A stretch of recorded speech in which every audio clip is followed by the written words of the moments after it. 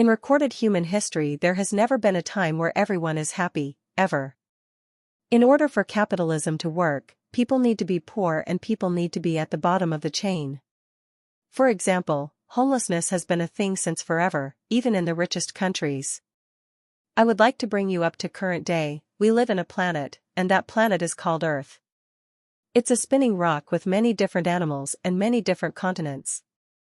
There are no exact rules on this Earth, and any of the rules you follow are not from the Earth's soil directly. One thing we, and every single animal on this Earth knows, is that we need to survive and we need to reproduce. Every animal on the planet innately knows how to reproduce. You don't need the birds and the bees talk to learn, and you don't need a YouTube tutorial. Just like you wouldn't need a tutorial on how to feel hungry or thirsty, your body knows you're thirsty or hungry and you give it what it needs. As far as my knowledge goes, even every mainstream religion tells you to survive and reproduce, so that's the general rule of life. Nobody asks you to have fun or enjoy yourself, those are additional, but as far as we know and as far as we're concerned, we're supposed to survive and reproduce, as is every other animal on the planet. With that out of the way, humans will have many different opinions on what their goals are in life. It doesn't make one opinion more correct than the other. For example, the mud huts in some regions in Africa. When I first saw them, I thought they were really impressive, made with no technology and really only a small group of people, and they were stable. However, on videos of these places, the comment section from mostly Americans were extremely critical and judgmental about it.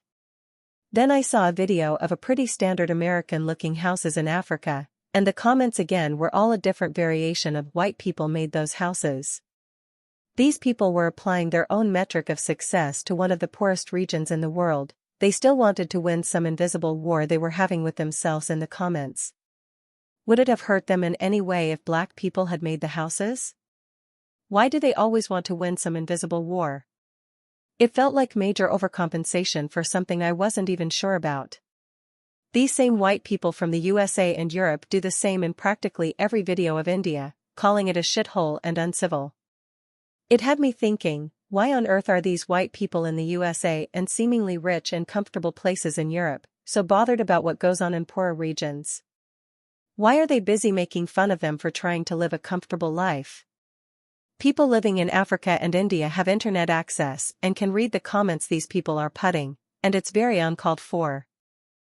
You can see the same thing with Elon Musk. He is from Africa, and has immigrated to America to sit in a mega mansion to tweet about minorities and his distaste for them, while not using any of his money to help said minorities and their ancestry countries. I'm clearly not white, so I don't know if this seems logical to a lot of people, but it doesn't make any sense to me, and it seems evil. And that brings me to my next point. The world is just an evil place. I read a comment a few days ago by someone who said the British should not be hated for their past, we should be praised since we're the ones who did the most to end slavery. There's really nothing wrong with this comment. It's true that nobody should be shamed for the actions of their ancestors considering they have no say in it. However, this implies that if the British didn't try to stop slavery, it wouldn't have stopped. And so it had me thinking, maybe some people are just inherently evil. A lot of people don't even see the big deal with slavery, or they'll cope their brains out by saying it's always happened, the Arabs did it first, it's the Jews' fault, more slaves today than ever, as if it makes it right. People just completely miss the mark when I'm trying to discuss things with them. It's not about white people proving their innocence. Nobody is saying you're guilty for anything. And yet they're so overly defensive it makes me think they might have some innate thing that I'm just not aware of. The defensiveness is what makes me worried. A lot of people see so many things as debate material, for example, the Israel and Palestine conflict that's currently going on. People are always arguing about what side they're on, but regardless of what you pick, it's not going to stop the war or the murders. It just doesn't make any sense. If you asked some of these people to not use their phone for a month, therefore they can't see the news at all, they would be living pretty standard lives. So why are they so consumed? And my theory is that a lot of humans cannot just be comfortable and happy, because perhaps we're too comfortable and happy. Perhaps the human condition is about suffering, or at least suffering to a manageable extent, Some of these people are not suffering and therefore tend to look for things to complain about. One could argue that I'm doing the same right now. We live on Earth, we do not live in a utopia. Regardless of how you choose to live your life, it's the same Earth, prone to natural disasters and everything in between. The world does not care if you're right or wrong. For example, the Idaho murders, before the suspect was found, people had theories of who the murderer was going to be.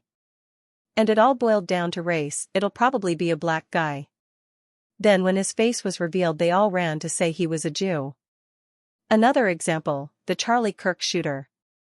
Everyone was tripping over themselves to say it was a black guy, an Arab, a Mexican. Then when the photos released with the suspect in sunglasses they jumped to say he was Chinese. Then when they finally revealed his face and it was undeniable that it was a white guy, they jumped onto the transgender cope. This type of selective hearing and memory is the type of thing that only they can get away with. But it tells you the state of mind these people have. Whatever race or sexuality any murderer has, it doesn't change the fact that a murder has happened. Just like if you support Israel or Palestine, it doesn't change the fact that a war is happening. Just like if there are 1,000 reasons for slavery, it doesn't make it right. There is no need to try to win invisible fights with yourself when the reality is presented to everyone. Trying to be right all the time is extremely strange, given that other humans are still suffering regardless of if you were right or wrong. Just like people dismantled the George Floyd situation. Why do people always want to be right no matter what, even when people die? I believe it's rather denial, an innate denial of a few major facts that a lot of non-white people are already aware of, so I won't repeat it here. But we know, and it's okay. I think a lot of people try so hard to rank everyone like a bully in a playground at school, but it doesn't need to be that way, it's life. Life is a merciless beast and it will give you problems if you need any. I generally don't hate anyone in life. I might hate some of the things they do or their viewpoints, but I wouldn't hate them as a person. I do not have the right. And I assume a lot of people think this way too, but then again, a lot of people don't. But bullying on a large scale is close to what I see happening in society and its rankings. But in terms of nature alone and the natural world, and what life actually is without man-made objects, in the heat, in the sun, in the cold, in the soil, with animals, underwater, you'll see people flourish.